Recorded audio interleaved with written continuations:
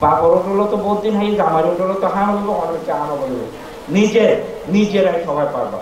জাতীয় সংসদের হুইপ সাইমুম সরোয়ার কমল বলেছেন, হার পাওয়ার প্রকল্পে কম্পিউটার প্রশিক্ষণ নেয়া নারীদের প্রতিটি স্কুলে পরীক্ষা ছাড়া চাকরি দেয়া প্রয়োজন। হুইপ বৃহস্পতিবার কক্সবাজারে তথ্য ও যোগাযোগ প্রযুক্তি অধিদপ্তরের আওতাধীন হার পাওয়ার শীর্ষক প্রকল্প কর্তৃক আয়োজিত জেলার 240 জন নারী প্রশিক্ষণার্থীদের মাঝে প্রধানমন্ত্রী শেখ হাসিনার পক্ষ থেকে স্মার্ট উপহার স্বরূপ ল্যাপটপ বিতরণ অনুষ্ঠানে একথা বলেন।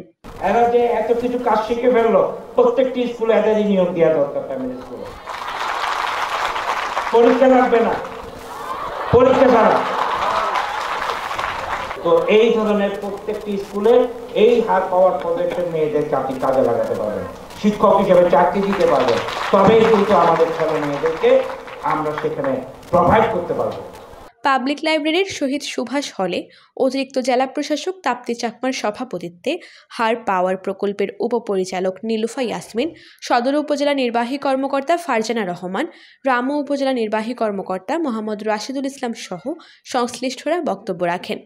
অনুষ্ঠানে ভিডিও বার্তায় দেয়া বক্তব্যে তথ্য যোগাযোগ প্রযুক্তি প্রতিমন্ত্রী জুনায়েদ আহমেদ পলক বলেন, প্রশিক্ষণার্থীদের দাবির প্রেক্ষিতে প্রধানমন্ত্রী শেখ হাসিনার পক্ষ থেকে স্মার্ট উপহার হিসেবে ল্যাপটপ প্রদান করা হচ্ছে। পরে প্রশিক্ষণার্থীদের মাঝে ল্যাপটপ বিতরণ করা হয়। আফজারা রিয়া, TTN।